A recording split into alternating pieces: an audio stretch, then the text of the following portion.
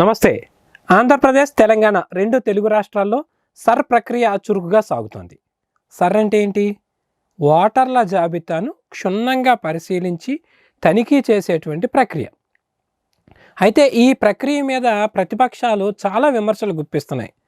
దీన్ని అడ్డుపెట్టుకుని కేంద్ర ప్రభుత్వం ఓట్లు తీసేస్తుంది, ఓట్లు పోగొట్టేస్తుంది, ప్రతిపక్ష పార్టీలు ఓట్లే గల్లంతు చేసేస్తుంది అనేటువంటి ప్రచారం బాగా సాగుతుంది.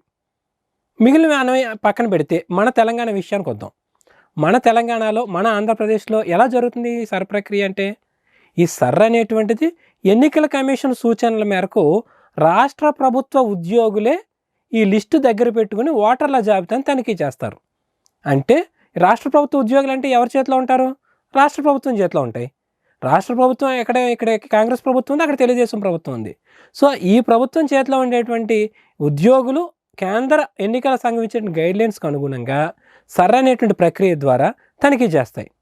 కానీ కాంగ్రెస్ పార్టీ కావచ్చు, ప్రతిపక్షం అంటే బీఆర్ఎస్ కావచ్చు, వైసీపీ కావచ్చు, ఇంకో పార్టీ కావచ్చు, ఇవన్నీ కూడా ఏమంటున్నాయంటే సర్ అంటేనే కేంద్ర ప్రభుత్వం టార్గెట్ చేసింది, ఓట్లు గల్లంతు చేస్తుంది, ఇలాంటి ప్రచారం బాగా చేస్తుంది. మరి ఇందులో నిజాలు ఏంటి? నిజంగానే అలా గల్లంతు చేసేస్తుందా, ఇంతకుముందు చేసిందా అనే అంశాలని ప్రముఖ అనలిస్ట్ అయినటువంటి సురేష్ కొచ్చాడేరిని అడిగి తెలుసుకుందాం. నమస్తే అండి. నమస్తే సార్. ఇక్కడ ఆంధ్రప్రదేశ్, తెలంగాణ రెండు రాష్ట్రాల్లో ఉన్న రీజనల్ పొలిటికల్ పార్టీలు కావచ్చు, ఇవి ఏమంటున్నాయంటే కనుక వెస్ట్ బెంగాల్లో టార్గెట్ చేసుకుని ప్రతిపక్షాలు ఓట్లే తీసేశారన్నారు. అలాగే జరిగిందంటారండి? మళ్ళీ వీళ్ళందుకు కౌంటర్ చేయలేదండి? వీళ్ళకి ఉంది కదా ఫెసిలిటీ, ఫామ్ 8 ఉంది, ఫామ్ 6 ఉంది, ఫిలప్ చేయండి. మీరు ఫిలప్ చేయలేదు కదా. సుప్రీంకోర్టు అడిగారు, అభిషేక్ మను సింఘ్వి గాని కపిల్ సిబల్ వచ్చినప్పుడు అడిగారు, మీకు ఛాన్స్ ఇస్తున్నాము, మీరు చెప్పారు కదా 68 లక్షల మంది తప్పుగా తీసేశారని, చనిపోయిన వాళ్ళు బయటకు వచ్చి ఓటు వేయలేరు, చనిపోయిన వాళ్ళు చనిపోయినారు. మీకు ఎగ్జాంపుల్ ఇస్తాను. తెలంగాణలో ప్రతి వర్షం యావరేజ్గా 25 నుంచి 30 వేల మంది చనిపోతారు. 2002లో లాస్ట్ SIR జరిగింది. ఇప్పుడు మనం 2026లో ఉన్నాం. 24 సంవత్సరాలు మీరు మల్టిప్లై చేస్తే it will come to around 55 lakhs అవుతారు. 55 లక్షల మంది చనిపోయారు. ఓటర్ లిస్ట్ తీయాలన్నా వద్దా? మళ్ళీ చనిపోయిన అక్కడ అయిపోయిందా? మనకు ఉన్నది 3,38 లక్షల ఓటర్లు అంతే. దాని నుంచి 50 లక్షలు పోయినరా? ఎంత అయింది? ఆల్మోస్ట్ 2,80 అయిపోయింది. మళ్ళీ డూప్లికేట్ ఓటర్ తీద్దాం, అది ఇంకోటి ఒక 10 లక్షలు ఉంటుంది. దాని తర్వాత పర్మనెంట్లీ మైగ్రేటెడ్ ఓటర్, ఇక్కడ నుంచి బొంబాయి వెళ్ళి ఉంటాడు, ఇక్కడ నుంచి చెన్నై వెళ్ళి సెటిల్ అయ్యి, బాంబేకి ఢిల్లీకి వెళ్ళి సెటిల్ అయి ఉంటాడు, లేకుంటే అబ్రాడ్ పోయి ఉంటాడు, వాళ్ళని తీసేయాలి, వాడు ఇంకా 5 లక్షలు ఉంటారు. చూడండి, తెలంగాణలో కూడా అదే అవుతుంది. మినిమం ఒక 50 లక్షలు 60 లక్షల మంది పోతారు. తమిళనాడులో 1 కోటి మంది తీసేశారండి. ఆలోచించండి. ఉత్తరప్రదేశ్లో మీకు తెలిసి ఎంతమంది తీసేశారు? SIR ప్రాసెస్ మొన్నే కంప్లీట్ అయింది కదా, 2 నెలల ముందు.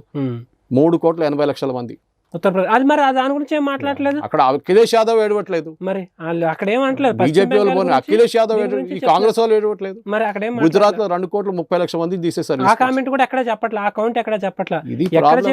ఎక్కడ చెప్పినా SIR మీద అవగాహన సదస్సులను పెడుతున్నారు. ఇక్కడ అవగాహన సదస్సు అని చెప్పి బెంగాల్లో ఛాలెంజ్ చేస్తున్నాండి, ఒక్కరిని తీసుకురండి నా ముందు, ఒక్కరిని తీసుకొచ్చి మీరు కూర్చున్న ప్లేస్ లో కూర్చోబెట్టండి, ఛాలెంజ్ చేస్తాను.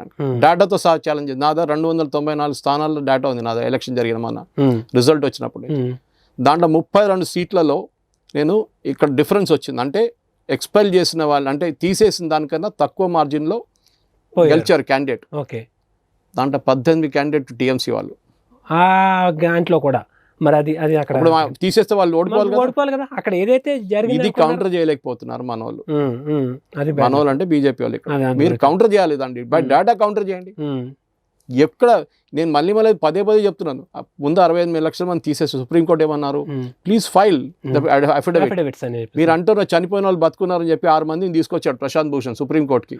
సుప్రీంకోర్టు అన్నారు రేపు దాకా అఫిడవిట్ ఫైల్ చేయమన్నారు, ఒక్కటి రాలేదు. మరి అది అబద్ధం, ఓన్లీ షో కోసం తీసుకొచ్చారు అంతే. దానికి మాత్రం నేషనల్ మీడియాలో విపరీతమైన పబ్లిసిటీ.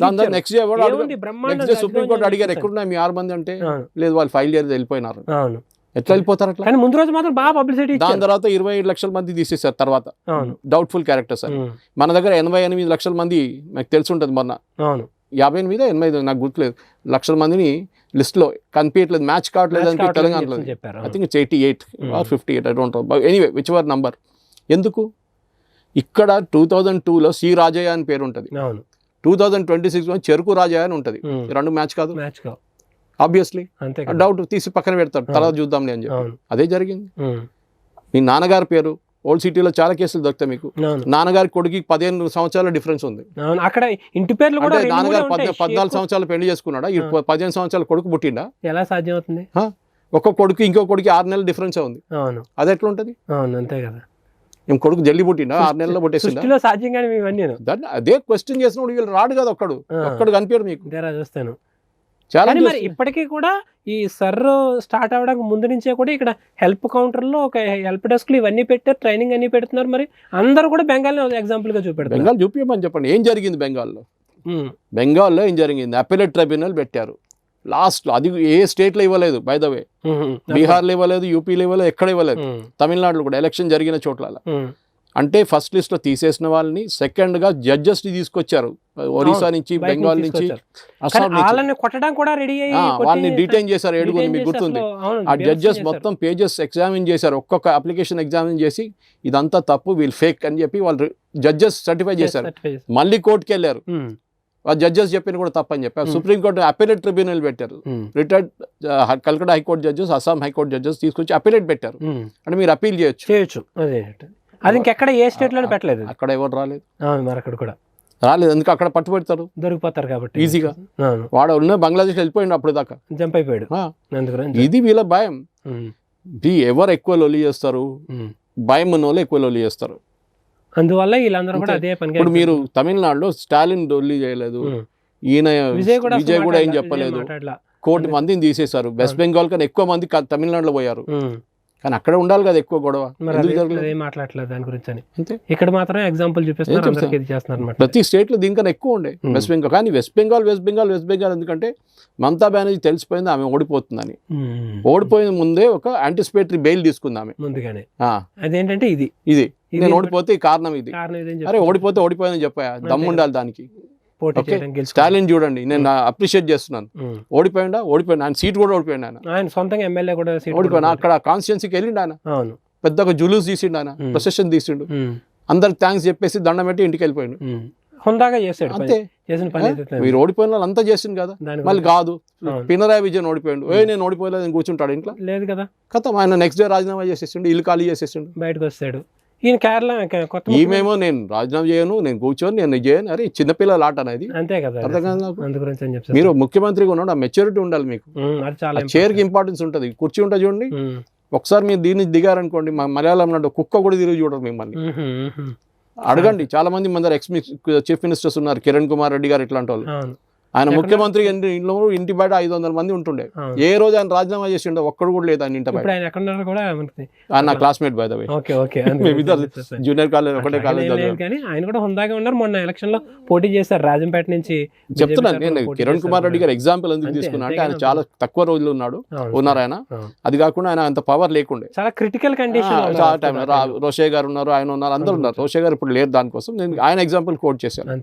రేపు ఇది రేవంత్ రెడ్డి కూడా కావచ్చు, రేపు ఇంకెవరితోనో కూడా కావచ్చు. మీరు ఆ చైర్ నుంచి దిగారనుకోండి, ఒక్కడు కూడా తిరిగి చూడండి మిమ్మల్ని. మన మమతా బెనర్జీ ఏదో టెంపుల్కి వెళ్ళింది కలకటాలో, ఎవ్వరు పట్టించుకోలేదు ఆమె. అంతే. మీరు పాలిటిక్స్ అనేది ఇది చాలా ఏం చెప్తారు, క్రూవల్ వరల్డ్ అండి. అది కరెక్టే అండి. మరి అంటే అది అనొచ్చు, కానీ దానికి ఒక ఇప్పుడు మల్లికార్జున ఖర్గే గారు ఏమో మిగిలిన వాళ్ళందరినీ సాబుజీ అనుకున్నాను, మా నరేంద్ర మోదీని టెర్రరిస్ట్ అని చెప్పేసి పట్టుకుని అంటున్నాడు. ఏమని చెప్పుకోండి, మౌత్కా సోదాగర్ అని సోనియా గాంధీ చెప్పింది, ఏమైందండి? మౌత్కా సోదాగర్ అని చెప్పిన మనిషి సోనియా గాంధీ. ఏమైనా ఫరక్ వచ్చిందండి మోదీ గారికి? ఇంకా 10 ఓట్లు ఎక్కువ వచ్చినాయి ఆయనకి. సో మీరు end of the day election గెలవాలండి, అది గెలవకపోతే మీరు అవుట్, అంతే సింపుల్. అంతే. క్రికెట్ లో మీరు చూడండి, రన్ ఎట్లా వచ్చింది అడగారు, రన్ వచ్చిందా లేదా అని అడుగుతారు, అంతే. T20లో అంతే. మీరు హెలికాప్టర్ షాట్ కొట్టారా, సిక్సర్ కొట్టారా, 4 కొట్టారా, సింగిల్ కొట్టారా అడగారు. గేమ్ గెలవాలి అంతే, కానీ ఎథికలీ గెలవాలి, కరెక్ట్ గా గెలవాలి అంతే. మోదీ గారిని క్రికెట్ భాషలో ఏమైనా చాలా అనొచ్చండి. మోదీ గారు ఏంటంటే మీరు ఒక మాట గుర్తుపెట్టుకోవాలి, ఆయన వచ్చినప్పుడు ఆయన పార్టీలో ఉన్న వాళ్ళు కూడా కొంతమంది ఆయన ఎక్కువ పట్టించుకోలేదు. ఆయన వ్యతిరేకత ఉండే, మురళీ మనోహర్ జోషి కానీ మిగతా వాళ్ళు చాలా ప్రాబ్లం క్రియేట్ చేసి, అద్వానీ గారు కూడా, మనం చెప్పాల్సిందే, nothing getting away from that. కానీ ఆయన ఏం చెప్పకుండా ఆయన క్యాంపెయిన్ నడిపించిండు. ఫస్ట్ మీటింగ్ హైదరాబాద్ లో జరిగింది, 10 రూపాయలు టికెట్ పెట్టింది లాల్ బహదూర్ స్టేడియం లో, మీకు గుర్తుంటుంది. First meeting, political meeting, ticket పెట్టి చేసిన మీటింగ్ అది. ఓకే, కొంతమంది 500 ఇచ్చారు 10 రూపాయల బదులు. ఉత్తరాఖండ్ ఏదో రిలీఫ్ ఫండ్ ఉండే దానికోసం. So Modi garu end of the day simple. Rajiv Gandhi garu election గెలిచిన తర్వాత 1985లో ఇవాళ దాకా కాంగ్రెస్ పార్టీకి మెజారిటీ రాలేదు లోక్సభలో.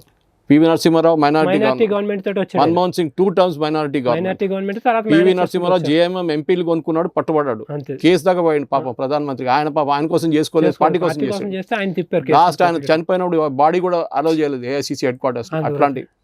సో వీళ్ళది అర్థం చేసుకోవాలి. ఇప్పుడు దాకా కాంగ్రెస్ కి మన 2026లో ఉన్నాం, 85లో లాస్ట్ జరిగింది. ఎప్పటి నుంచి ఇప్పుడు దాకా కాంగ్రెస్ కి మెజారిటీ రాలేదు. మెజారిటీ పోయి 100 సీట్లు ఫస్ట్ టైం వచ్చినాయి. దానికన్నా ముందు 44 సీట్లు 55 సీట్లు ఉన్నాయి, అక్కడతో అయిపోయింది. అందు గురించి సో ఓవరాల్ గా ఫైనల్ గా ఇప్పుడు ఈ నడుస్తున్న విధానం మీద మీ కామెంట్ ఏంటి చెప్పి మనం క్లోజ్ చేద్దాం. ఏది విధానం మీద అండి? మోదీ విదేశాంగ విధానం మీద. నాకు మోదీ గారు మీరు అర్థం చేసుకోవాలి, మోదీ గారికి అవార్డు ఇచ్చినప్పుడు ఇప్పుడు సెషైల్ అవార్డ్స్ ఇచ్చిన దానికి ఏదో కూడా ఏఐలో ఏదో ఇమేజ్ జనరేట్ చేసి అది బీజేపీ వాళ్ళు చేసిన తప్పు. అవార్డు అది కాదు, వాళ్ళు ఎవడో ఏఐలు తయారు చేసి దాంట్లో రిపబ్లిక్ స్పెల్లింగ్ తప్పు ఉంది, సెషల్ స్పెల్లింగ్ తప్పు ఉంది అని చెప్పి పెద్ద గొడవ చేస్తున్నారు. సాకేత్ గోఖలే అంటారు. వీళ్ళు కూడా కేర్ఫుల్ ఉండాలి, బీజేపీ వాళ్ళు కూడా. వాళ్ళ పార్టీలో ఐటీ డిపార్ట్మెంట్ కేర్ఫుల్ ఉండాలి. ఇట్లాంటి ఎందుకు చేస్తారు చిల్లర పనులు? చేయకూడదు. మీరు ప్రధానమంత్రి మీద ఉన్న ఆరోపణకు వాళ్ళకి మీరు ఇంకా స్ట్రెంగ్త్ ఇస్తున్నారు. మీరు మోదీ గారు వెళ్తున్నాడు, ప్రతి కంట్రీకి వెళ్తున్నాడు, చూడండి ఆయన ఏమేమి తీసుకొచ్చారు, 6 ఒప్పందాలు 7 ఒప్పందాలు, దాంతో మనకేం బెనిఫిట్ వచ్చింది అది చేయాలి. ఆ అనాలిసిస్ చేయట్లేదు మన వాళ్ళు, ఇక్కడ ఉన్న వాళ్ళు చేయలేకపోతున్నారు. అది మీరు కాంగ్రెస్ వాళ్ళు చేయాలని చెప్పట్లేదు నేను, అట్లీస్ట్ బీజేపీ వాళ్ళు చేయాలి. మీరు డేటాతో వెళ్ళాలి డిబేట్స్ కి. అక్కడ వెళ్ళి నేను చెప్పినట్లు ఓ అని కుక్కలా కొట్టుకుంటే ఏం కాదు, ఎప్పటికి అర్థం కాదు.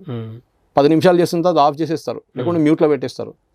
ఇది సో మనం నాలెడ్జ్ ఉండాలి ఫస్ట్ ఆఫ్ ఆల్. మన ప్రజలకి మోదీ గారి దగ్గర స్కీమ్లు 12 సంవత్సరాలు అయిందండి. నేను ఒక 10 స్టూడియోకి వెళ్ళి ఉంటాను, దూరదర్శన్తో సహా. అన్నిట్లో నేను మాట్లాడుతూ అది చెప్పాను, 60 స్కీమ్లో 10 స్కీమ్లు తీసుకోండి అంతే. ప్రధానమంత్రి ఆవాస్ యోజన, ఇక్కడ డబుల్ బెడ్రూమ్ ఇల్లు కే.టీ.ఆర్ రిబన్ కట్ చేశాడు. అది డబ్బులంతా సెంట్రల్ గవర్నమెంట్ ఇక్కడ నడుస్తున్న అంబులెన్స్ ఉంది 180 108 1,40,000 ఒక అంబులెన్స్ కి మోదీ గవర్నమెంట్ ఇస్తున్నారు. దానికి ఏం చేశారు, పిక్చర్ రేవంత్ రెడ్డి, ఇది ముందు కేటీఆర్ ఉంది, కేసీఆర్ ఉండే, దాని పక్కన ఎన్హెచ్ఎం అని చెప్పి లోగో ఉంది. ఆ ఎన్హెచ్ఎం ఎవరండి? National health machine. అది మళ్ళీ మోదీ గారి ఫోటో ఎందుకు పెట్టట్లేదు అక్కడ? నేను మోదీ వీళ్ళు అడిగాను బీజేపీ వాళ్ళు, 1,40,000 ఎందుకు మీకు బియ్యం తీసుకోండి. బియ్యంలో ₹2 బియ్యంలో ₹20 సెంట్రల్ గవర్నమెంట్ ఇస్తున్నారు. సనత్ నగర్ కానీ చెర్లపల్లి ఎఫ్సీ నుంచి బయటకు వచ్చినప్పుడు అది ₹20 గవర్నమెంట్ కడుతున్నారు, సెంట్రల్ గవర్నమెంట్. కానీ మోదీ గారు ఫోటో, నిర్మలా సీతారామన్ గారు ఢిల్లీ నుంచి వచ్చి కామారెడ్డికి వెళ్ళి కలెక్టర్ తిట్టాల్సి వచ్చింది. అయినా సరే తర్వాత కూడా ఏమి మనకి. సో ఇట్లాంటి స్కీములు తీసుకోండి, జల్ జీవన్ మిషన్ తీసుకోండి, ఓకే, ప్రధానమంత్రి కౌశల్ యోజన తీసుకోండి. మీరు ప్రతి స్కీమ్లో ఎందుకు మీరు అంత దూరం వెళ్తే జన్ధన్ తీసుకోండి. జన్ధన్తో రాజీవ్ గాంధీ గారు చెప్పారు ముందు, ఢిల్లీ నుంచి రూపాయి పంపిస్తే 15 పైసలే వస్తాయి అనేటువంటిది. అవును, లాస్ట్ వచ్చే మనిషికి ఇవ్వాల్సిన, ఎందుకంటే అందరు కొట్టేస్తారు నడిమిట్లో, సర్పంచ్ నుంచి ఎమ్మెల్యే దాకా ఎంపీ దాకా డబ్బులు కొట్టేస్తాడు. ఇప్పుడు ఏమైంది, అక్కడ నుంచి ఢిల్లీ నుంచి పంపిస్తే డైరెక్ట్ పడుతుంది అకౌంట్ లో. స్టేట్ గవర్నమెంట్ యూజ్ చేస్తున్నారు డీబీటీ అని చెప్పి. వీళ్ళు ఏం కావాలంటే అంతా డీబీటీ, రైతులకు ఇస్తున్న డీబీటీ అంతా సెంట్రల్ జన్ధన్ నుంచి వెళ్తుంది. అది ముందుగా ట్విస్ట్ చేశారు, దానికి వచ్చి ఏం చేశారు, జామ్ అని చేశారు. జన్ధన్, ఆధార్, మొబైల్ 3 లింక్ చేశారు. డూప్లికేట్ అందరు బయట వచ్చి బయటపడ్డారు. ఇది చేయాలి, ఇది ఎక్స్ప్లెయిన్ చేయాలి ఇది ప్రజల దగ్గర వెళ్ళి. అది చేయకపోతేనే ప్రాబ్లం. మీరు చెప్పినట్లు మీరు అడిగిన ప్రశ్నలకి జవాబు అక్కడి నుంచి వస్తుంది. కానీ నాలాంటి వాళ్ళు 10 మంది తయారు చేసి పంపిస్తే బాగుంటుంది, కానీ నేను ఒక్కడే కదా, అది ప్రాబ్లం. నాలాంటి గిరిధర్ మామిడి గారు ఉన్నారు, రాక సుధాకర్ గారు, కొంతమంది ఉన్నారు, మేము తిరుగుతూ ఉంటాం. ఓకే, కిషోర్ పౌర్ రెడ్డి గారు ఉన్నారు, ఇట్లాంటి. కానీ ఎక్కువ మంది లేరు ఈ ఫీల్డ్ లో. సాయి కృష్ణ గారు ఉన్నారు. అంచేత ఏంటంటే మంచి విషయాలు అనేటువంటి ప్రజల్లోకి తెలిసి చెప్పినట్లయితే కనుక ప్రజలకి అర్థమవుతుందండి. మీరు చెప్పే భాషలో చెప్తే ప్రజలు అర్థం చేసుకుంటారు. మీరు చాలా కాంప్లికేటెడ్ గా PhD లాంగ్వేజ్ లో మాట్లాడితే ఎవ్వడికి అర్థం కాదు, బౌన్సర్ పోతుంది మనం గుర్తుపెట్టాలి. చూసారు కదండి, ఇవి అసలు వాస్తవాలు. అంటే జరిగేది ఒకటైతే మసిపూసి మారేడుకాయ చేయడం అనేటువంటిది ప్రతిపక్షాలు చేస్తున్నాయని మనకి అర్థమవుతుంది. చాలా మంచి విషయాలు చెప్పారు సురేష్ జీ. నమస్కారం, ధన్యవాదాలు. Thank you very much. Mind Media, the voice of India.